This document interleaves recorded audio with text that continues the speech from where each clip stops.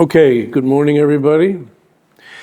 So the shir this morning is being sponsored by Estelle Harris in memory of her dear husband, Raphael Meir ben Reb Tzvi Hirsch Zal, Richard Mark Harris, commemorating his 13th yurtzeit, loving father and grandfather, and the schus of our learning should be Aliyas Neshama. Okay, so I have three pieces today. There's a little bit of a theme that's going to go through. I have two pieces on the Parsha, and another piece that is on Megillat Ruth, which is Shavuos. We read Megillat Ruth on Shavuos. But I did want to say something first about Yom Yerushalayim, which we didn't have a shir on Yom Yerushalayim, but it was just here. Just an interesting thing, not necessarily on Yom Yerushalayim, but a strange anomaly, a mystery that I have no explanation for, but if you think about it, I think there's a great deal to it. I'm sure that everyone's familiar with Sir Nicholas Winston. Sir Nicholas Winston was responsible for saving 669 children that were kinder transports from Czechoslovakia and Hungary to England. 669 kids. He himself was born Jewish.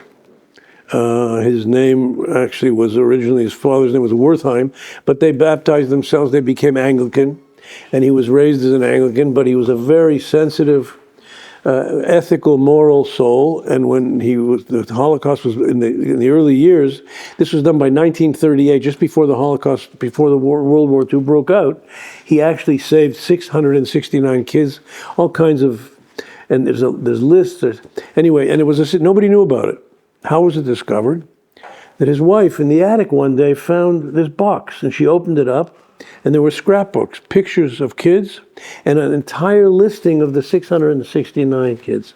So there was a television show in England, something like that. That's Life, it's called. You know, I think in America they used to have This Is Your Life, right? And I remember, but That's Life. So they would have a life story of some guy, and he was invited to come. They didn't tell him it's about him.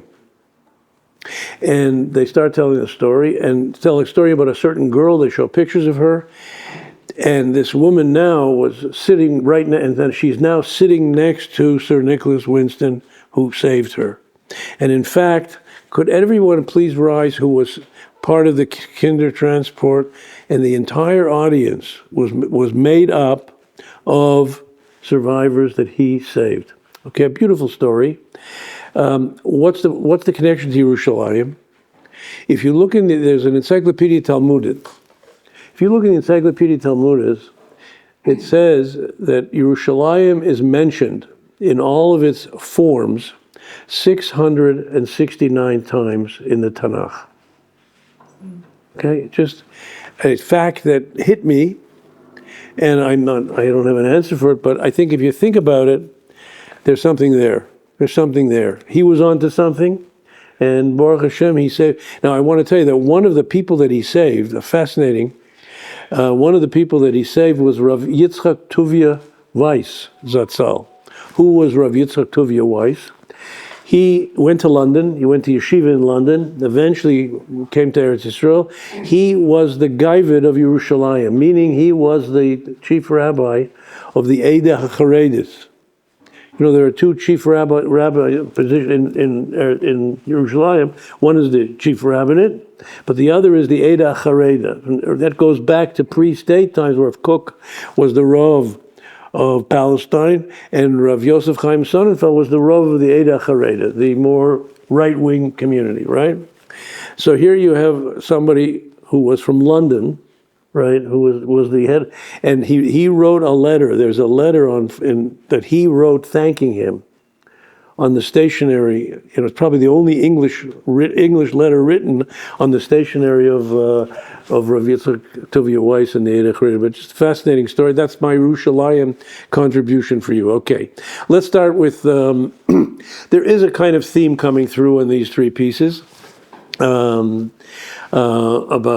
leadership, about humility, and about the need sometimes for a certain, not necessarily anti-humility, let's say, a certain holy arrogance, gava de kedusha, holy arrogance. We'll see what that's all about. Okay, let's start with Rabbi Yaakov Kamenetsky, and he talks like this. We have in the parsha. You have the B'Shana Hashanit, let's say, Tam Mitzrayim, Eretz Mitzrayim. There was a census. Take a census of the Jewish people now, a year into their leaving Egypt, right? So, near Seder Ashvatim Shemana, so he writes here that the whole order that he set up the tribes, Gad, Achar, Reuven, V'Shimon, Haya B'Yichud. It was a unique setup, Kedei L'Sader et Inyan HaDegalim. In other words, he didn't set it up according to birth. He didn't do the census according to birth. He set up everybody in the order of the camp, the Machane Yisrael. Ulechura Tamuiz, I don't understand. Hello, Tekef Kishiyatsu B'nei Yisrael Mitzrayim. As soon as B'nei Yisrael came out of Mitzrayim, Yatsu B'nei Yisrael Al Tzivotam. B'nei Yisrael Yotzim B'yad Ramah. They came in, very victorious. Chamushim B'nei Yisrael. They were armed. Harei Shelo Yatsu Ka'avadim HaBorchim Me'adoneim. They didn't come out like Nebuch slaves. They came out, with their head up high. El Ka'am Chavshi, they were free people. So, V'amayim Tinu Milasader Degalim Shanam Tamima. Why were the flags set up, the tribes set up with their flags a full year later? You have to understand that was what's going on here. Each tribe had its own flag, and each flag had its own color and own insignia. The color was dependent on the jewel of each tribe, because in the clothing of the Kohen Gadol, there were 12 jewels in the shoulders of the Choshen, and each one represented one of the Shvatim, one of the tribes, and each one had a different stone, which had a different color. And so the color of everybody's flag was that color, and the insignia was based on the bracha that they received, their unique personality, their unique role in the Jewish people, right? But why wait a year for that? Itmaya El Shabe'emet, he has an answer. What's about flags? Inyan HaDegalim L'churuhu Pirud HaLevavot. Flags create a kind of differential, right? In other words, if you ever saw the Republican or the Democrat national conventions, so when they would call out by state, the state people are there, they would stand up and scream Illinois, and they'd have their flag. The flag, every state in the United States has a flag. Or if you went to camp, and you went to camp, they had a color war. They would divide the camp in two, and each camp would have each side would have a flag. So flags are kind of competitive, right? A flag is competitive, right? Every flag had a different color, a different sign. It was written on the paintings, the drawings.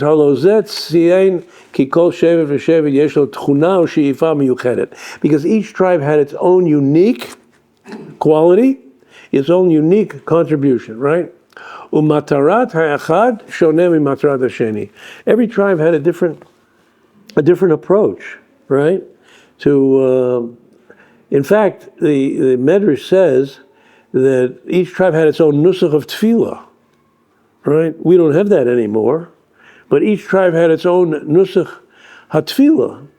And in fact, I think the Arizal, the nusach Ari, for which Chabad davens nusach Ari, so I think the Arizal said that this was the 13th nusach, combination of all the nuschot. But anyway,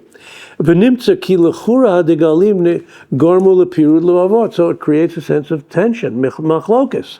Everybody's there with their flag, so there's going to be fighting, competition. What happened a year later? So that's why they didn't do it the first year, because the first year something was missing. What was missing? What was erected on the month of Nisan, the second year? The Mishkan, the tabernacle, the temple in the Bamidbar, right? So there was one right in the middle of the camp was the Mishkan. There was a central focal point of the Mishkan. V'hainu HaMishkan. V'kulam chonim misaviv leMishkan. And everybody encamped around the Mishkan, right? Meaning, ein ze gorem lepirut. This doesn't create dissension and competition. Ela kol echad omed al mishmarto miyuchedet lo. Everybody has their own particular role coming from the Mishkan. Ve'ein kan shum pirut. So there's no machlokas. There's no. Everybody's got their role to play, but the point is we're all playing the same role because of the Mishkan and what Kodesh Baruch Hu wants us to do. It's a one role, right? To develop a relationship with the Ribono Shel Olam and to spread the word of the Ribono Shel Olam to the world. Ukimo ba'adam. It's like a human being. Ki mipnei she'oznayim nivru lishmoa. The ears were created to hear, ve'inayim lirot, and eyes to see. Kital al daitcha shetiyeh beineim pirudu machlokas. Would you think there should be a machlokas between the eyes and the ears? There's no machlokas. They work together. They work in tandem. Kamokein ba'uma. Same thing with the nation of OUisrael. Mikivan shekulam meruchazim lenekuda merkazit. They all were encircling a central theme. Achat imkein ein chashash pirudu machlok. So there was no danger that there would be a division and fighting amongst the shvatim of Klal Yisrael. Shekula meruchazim lenekuda merkazit achat. They're all with one central purpose. Imkein ein chashash pirudu machlok lefichach kol zman shelohu kama mishkan. So as long as there was no mishkan for that first year, lo yadayin merkaz ruchani. There was no central spiritual force, right? The heart of the nation, so to speak. But once the Mishkan was put up, no problem. Let's put the Bnei Israel in camps. Let's do a census. Let's put them there with their flags. Everyone will be emphasizing what they do, but also in recognition and respect for what everyone else does. That's Rabbi Yaakov. Okay. Now let's go to number 2. This is the Shem Mishmuel. We've many times seen the Shem Mishmuel, the Sochatchover Rebbe, the son of the Sochatchover Rebbe, actually, a great Hasidic scholar. And this is from Megillat Ruth, which we read on Shavuos, right? And in Megillat Ruth, there's a very strange moment. Now we know that Naomi sent Ruth to work in the field of Boaz, because Boaz was a descendant of her husband, and she wanted that Boaz, who was a tzaddik, should marry her, hopefully, and take the schut of marrying Ruth. We'll see in a second. Okay. So what went on here? Okay, so she's in the field, and she's going home that night, and vayimad sheish sa'arim kemach. So he measured 6 grains of wheat, and he gave her 6 grains of wheat to take home. Take these back with you. Amar Rav Yehuda, Rav Simon. B'schut, so vayimad sheish sorim zachav amdu mimenu shishat tzadikim. In the merit that he gave her these 6 grains of wheat, she merited to have 6 tzadikim come from her. Behen sheish midot David HaMelech, Chizkiah, Yoshia, Hananiah, Mishael, Azariah are counted as one. Remember, they went into the fiery furnace. Daniel, Umelech HaMashiach, and the Mashiach. So in the schut of these six things are going to be for you a merit, a dugma that will come. She didn't know this. He didn't tell her this, but this is what Boaz was thinking. Okay, very strange medrash, right? Hine, Zikni, my grandfather, the Kotzker Rebbe, Amar, he explained this. De'inyan HaMalucha, she was destined to give birth to David HaMelech, right? David Melech Yisrael was going to come from her genes, right? And then Mashiach was going to come from her, right? So where did it all start, right? and, where did she come from? She came from Moab, right? Ammon and Moab. What's the origin of Ammon and Moab? Was it the incestuous relationship that Lot had with his two daughters, right? Her father was a little more gentle. He said, we called her Moab because she's Me'av. The baby was born from his father, right? But there was a DNA of Moab and Ammon in the seed of David Melech Yisrael and Mashiach, and these 6 tzaddikim, right? Why, right? What's that all about? So he says like this: we want Melech Mashiach, the Melech, the King of Israel. David Melech Israel is coming from Rus, right? Yinyan Melucha lo haya nimtza b'Yisrael. This whole concept of Melucha, of lording over people, does not exist in the genes of Klal Yisrael. To lord over people. As we just saw now from, Rabbi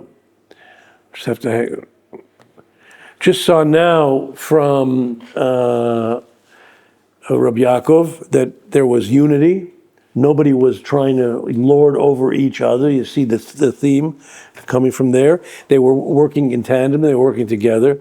So this idea of melucha in the sense of dominion and lording over doesn't exist by us. We don't. It's not part of us, right? So he says like this: but they had to get it because it was necessary. The king can't be a nebuch. The king has to be the king. It has to be the king. So this came from the genes of Moab, because that's what they were all about, right? It was a king, right? That's what the Kotzker Rebbe said. So what does that mean, right? Hapirish Pashut, the simple understanding is ki ba'asher kol Yisrael, that all the Jewish people ki ish echad hema, that they're all we're like one person, right? Like we saw by Rabbi Yaakov. He says the exact same thing here as Rabbi Yaakov. It's impossible that somebody else should lord over the other, because the eyes don't rule over the heart, the right hand doesn't rule over the left hand, and so on. It all works together. Moshe Rabbeinu alav hashalom, he was an exception. Shaya Melech, he was the king, who Mahmat Shahaya over the page, Nivdal mi Klal Yisrael. He was completely different from Klal Yisrael, right? As Velohai Nechshav Shei Ke'ever Me'ever HaKlal. He wasn't considered to be a limb of Klal Yisrael, right? The Gemara says that Moshe Rabbeinu was shakul keneged kol Yisrael. He was like Yisrael. He was just equal to all of Yisrael, right? Rak shakul Moshe keneged kol Yisrael. He says it. L'chein hu tzachul Yisrael. So therefore, we didn't have this concept of lording over, this necessary arrogance, so to speak, and power sense of power, right? But we had to take that. Yisrael had to take that mi'amon u'Moav, mishum de klipat Moav geut, because the essence of Moab was arrogance. The essence of they wanted to destroy Klal Yisrael. They wanted to be world leader, like you see today, the wars that are going on today. These power-hungry people, right? It's a question of arrogance, right? So that was Moab. That's what Moab was all about, right? Shemanu Gaon Moab Gay Me'od. Of course, Pasuk in Yeshaya, that the Navi, the prophet Yeshaya tells us that he was the essence, he was the epitome of arrogance. Malkein hayta nefesh de Hamelech HaMashiach to David Hamelech alav hashalom temuna b'shvia b'toch klipat Moab, so that in the genes, in the DNA of David Hamelech, lies also DNA from Moab, the king of Moab. So he had that had to be part of his persona, right? B'toch klipat Moab, kedei lahotzi inyan hahitnasut mehaklipa, in order to take out this concept of power, the powerfulness of a king, ulahavi al hakadusha, but to bring it into holiness, lihitnasei ulihistarer l'shem shemayim, to lord over, to be a king, right, for the sake of heaven. Because you need to rule with a certain sense of dignity and strength. Otherwise, it's not going to work. So that came from the total terrible power-hungry kind of thing. But in the DNA of that is the idea of being dignified and strong, right? And have that presence in a holy way. For example, he says, this doesn't work otherwise. If you don't have that gaiva, what we say, gaiva de kedusha, holy arrogance, right? V'Shaul HaMelech, for example, King Saul was the first king of Jewish people, sure. Shalom nitkaima malchuto, it didn't work. Amru Chazal, the rabbis tell us, the Gemara in Yuma, mishum shelo haya bo shum dofi. He was completely a humble person. He did not have any of this quality.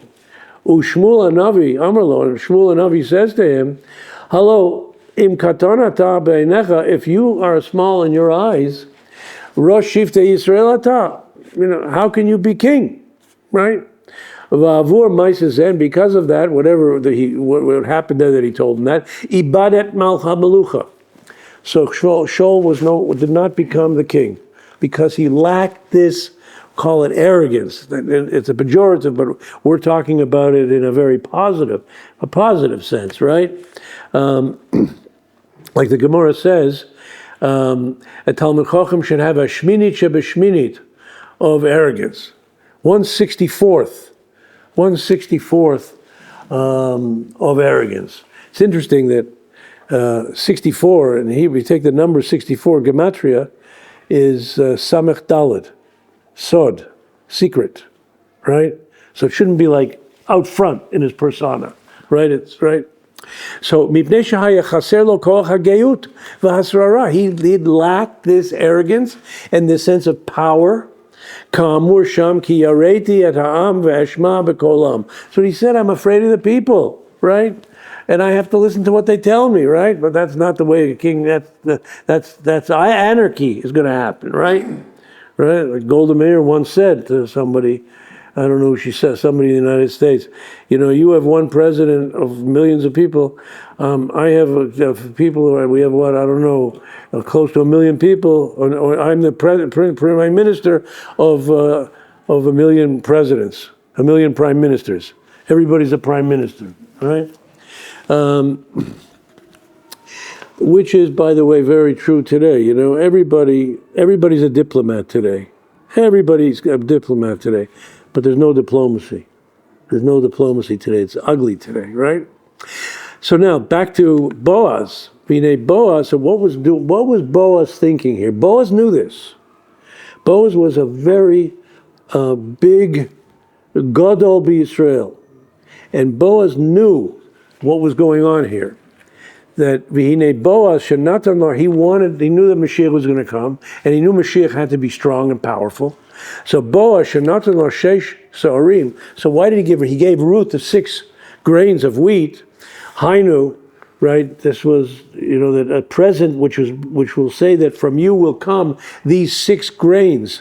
The leadership, and eventually David HaMelech, King David, and Melech HaMashiach, shebetovat eino, because he understood, Natan law, he gave it to her because of his generosity.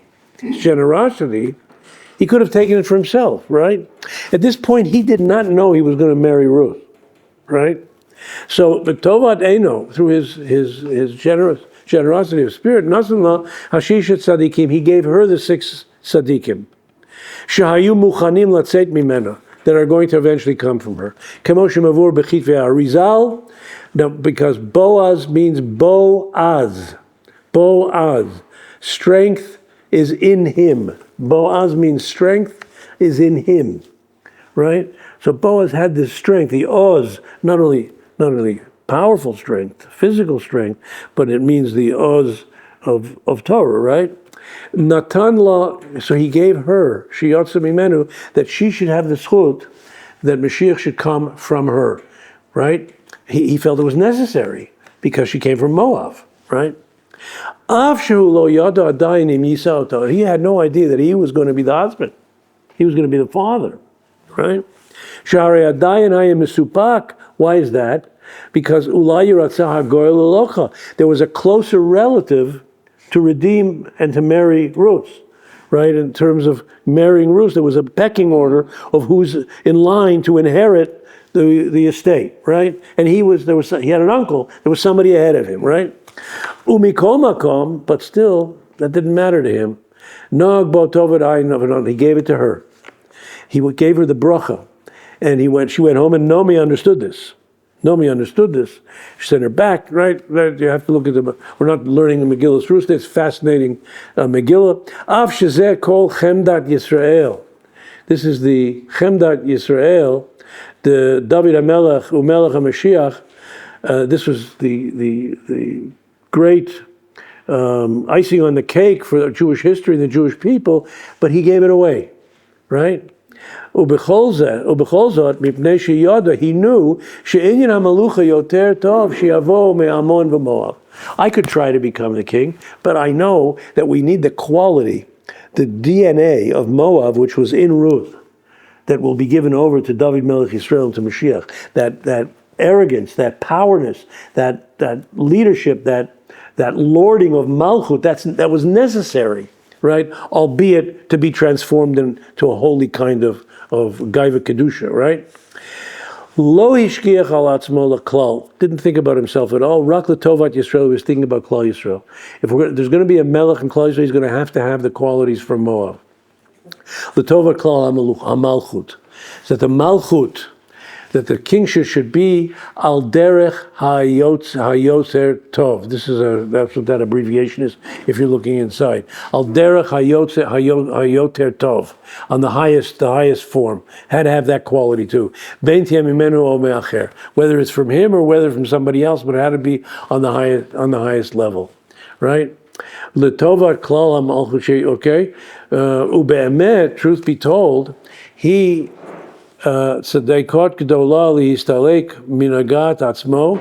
He tzidkut Gedolah. This was great piety in his part. Lihistalek minagat atzmo, that he removed himself personally from this. Shehi Gedolah admo. This was great. This was greatness. Shehi kol hishtadlushut shel malchut Yisrael. That's also the royal atzeit mimenu, so that malchut should come from, right.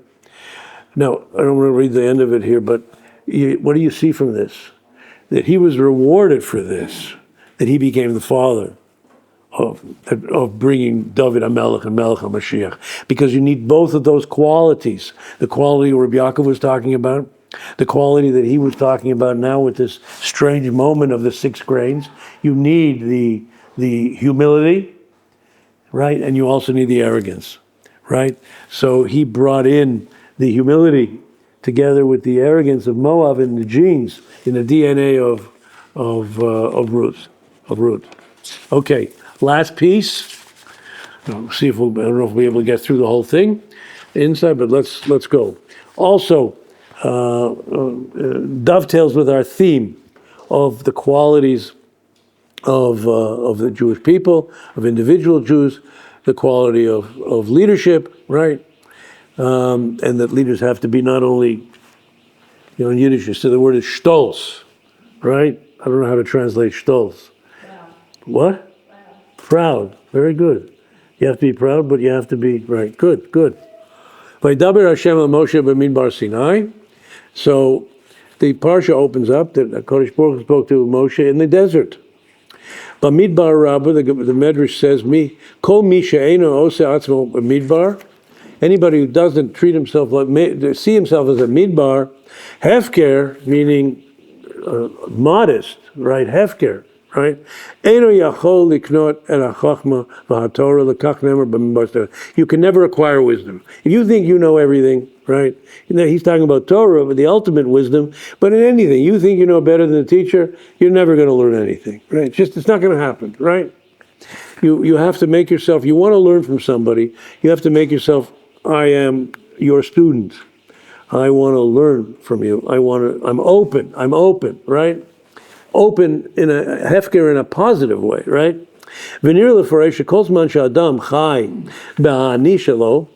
If a person lives, the whole center of his life is on me, right? You used to speak in the 80s, the 70s, 80s, speak about the me generation, right? I think very much so today. But if that's our focus, ani, chotzetz beino vein kono yibrach. So you're creating a tremendous mechitza, a wall between ourselves and the Ribono Shel Olam, right? Aval kisha'osa et atzmo kehefker. But if a person says, listen, it's not a man-centric universe, a God-centric universe, right? And via that, it will be a man-centric universe, right? So, and atzmo kehefker, sarah hamechitza beino levein HaKadosh Baruch Hu. If he does that, drops that, then the mechitza falls away, the wall between himself and the Ribono Shel Olam. The whole purpose of this world, we mentioned it so mmany times, is our whole purpose here is to develop a personal relationship with the Ribono Shel Olam, right? I saw a survey, just recently, about the decline of religion in America today. Talking about Christianity, decline of religion. Because what's the definition of religion? It's not about creating a relationship between me and God. It's there are other factors involved how people view religion, right? But in any case, so he says here. So he says, "Az efshar lezachot lechachma." Then you can acquire wisdom. We'll have another Torah, understand Torah. She dat Elokim, which is what God's wisdom. Ve'inyan hafkerut. This concept of b'chachmas haTorah. Hu she'im lamad harbe lo yachzik tov l'atzmo, shelo yitge'ah b'orah. This idea of being kind of, I'm a nothing to you, the Ribono Shel Olam, is that I'm not trying to do it to become a great scholar, to get a name for myself, a reputation, right? V'shelo yitge'ah b'orah, right? I'm in charge here. V'hikar. She'im yechadesh chidushay Torah. The essence is if you create Torah, you develop some creative idea in Torah. Lo yakpid im dorshim dvarav lifnei hatzibur shelo v'shem omro. You won't be upset if you hear somebody quoting you without quoting you, right? I'll never forget one of the first days in the rabbinate for me many moons ago. So somebody asked me a shaila, and I gave him an answer, right? And he said to me, well, I'm sure there's another opinion, right? So I'm like, you grow up, you're in yeshiva, and you're used to the fact you go to the Rosh Yeshiva, you ask him a shayla, you're working on something, that's the man, I'm sure there's another opinion, right? Right? But he's right. There is another opinion, right? And you're allowed to argue with your Rov, with your Rebbe, you're allowed to argue in halacha with your Rebbe. Maybe come out that you'll tell him that he'll admit that he was wrong, right? So that's the point here. So if a person makes himself like a desert, right? He's not the owner of chachma, of wisdom. He'll be zocher to have wisdom. He'll gain from a lot of people. Mikol malamdai, he's kalti, the Gemara says, right? Or the Pasuk says actually that I learned from everybody, right? Okay, so now let's get to the Parsha, the Nesiim. What does he want to say with this? He has a message to say with this. I don't know that we can do it all inside, but let me try. Now he says, B'zeh muvan, now we can understand something very strange in the Parsha. Parsha, we are told, Ve'etchem yiyu ish lemate, ish rosh leveit avotav. He's announcing the fact that each tribe has a president, a prince, a nasi. Right? And I'm appointing ish, a man, ahead of each tribe, right? Umamshicha katuv, the Torah continues, lazkir kol echad ve'echad me'em shmotam. The Torah goes and gives the names again. Ki'ilu zu hapkisha rishona, as if this was the first time we met them, but it's not, right? V'tamua, I don't understand. Shahare minyan zeh haya be'echad l'chodesh hasheni. This minyan, this census where they list all the tribes and their leaders, right, is a year later, like we saw before in the first piece, right? B'shana Hashanit l'tzeitam Mitzrayim v'kvar ha'yiduyim. They knew Hanasim Hashem. They knew the princes. They knew who their prince was. Each person, right? The Nasi. Shlosha Shavuot Mikodem. 3 weeks earlier, Hayta Chanukat HaMizbeach. there was the dedication of the Mizbech, famous parsha. It's a long parsha because every one of the tribes, the princes, every one of these Nesiim brought karbonos, and each one is listed separately in the Torah. V'otam ha'anashim, these quote unquote, now he calls them anashim. I'm appointing men over you, right? That's going to be his question. Shenimnu kan heim hayu hanesiim sheikrivu korbanot b'chanukat hamizbech. These are the same people, the same princes, the nasi, the president, the prince who gave these korbanot in the Mishkan. So what's going on here? Why repeat it here? How it was repeated? Shekan nikrim anashim, because here he calls them men, right? Anashim, ish, an ish pashut, right? Loshen anashim pshutim. Calls him, I'm going to appoint a man like you over you. B'li shum minui v'srara. It doesn't say I'm appointing Nesiim, right? Al af heyotam otam hanesim shehikrivu et korbanotei. Even though these were the same Nesiim who offered those carbonot for them. V'haylo lomar, he should have said v'etchem yeyu Nesiim. They will be for you princes, right? Levei avotam. V'gam tzarich bir, we have to understand, shetekev achar pirut shmoteim, after he mentions their name again, eile kriya eda, nesiei matot, avotam roshei alfa Yisrael heim, and he says in the next pasuk in our parsha, toch kedei dibur nikru shuv anashim. He calls them anashim. So they're a nasi, but they're also an ish, pasha, a person. You see a theme from these three pieces we've done today, right? Vayikach Moshe v'Aaron et ha'anashim ha'ela asher nokvu v'shemot. Right? So the answer is that if a person doesn't make himself like Hefker, so to speak, right? Like a Bamidbar, then he's not going to be a leader, right? But you need both qualities. You need to be a Nasi, and you need to realize that you're also an Ish. You're a simple Ish. So I'm appointing an Ish over you, right? That he has to see himself that way, that he's doesn't look himself as a Nasi, right? I remember once also many years ago, as a young rabbi, that a certain rabbi would call me, and every time I would speak to him, he'd say, "This is Rabbi so-and-so calling," right? So I'm thinking to myself, I'm also a rabbi. What do you mean? So it's finally the third time he did it. He said, "This is Rabbi so-and-so calling." I said, "Can you do me a favor?" I said, "What's your middle name?" What's your middle name? Rabbi, let's say Goldberg. What's the middle name between Rabbi and Goldberg, right? In other words, the person is not a rabbi or a doctor, right? For himself, that it's other people if they want, but you shouldn't call yourself. You shouldn't call yourself, "Hello, this is Dr. This is," right? So the need, it's a balance, right? Between being a Nasi, see that you have a role to play in Klal Yisrael, and being an Adam, being a person. That's why the Melech, who we've been speaking about, has to have a separate mitzvah. Every Jew has to write a Sefer Torah, but a Melech has to have a second Sefer Torah that he carried on his arm. He carried it wherever he went to remind himself that he's really nothing. His Malchut, his Melech, is because of the Ribono Shel Olam, right? So that's the theme of these three pieces here. A little bit of the theme of Shavuos.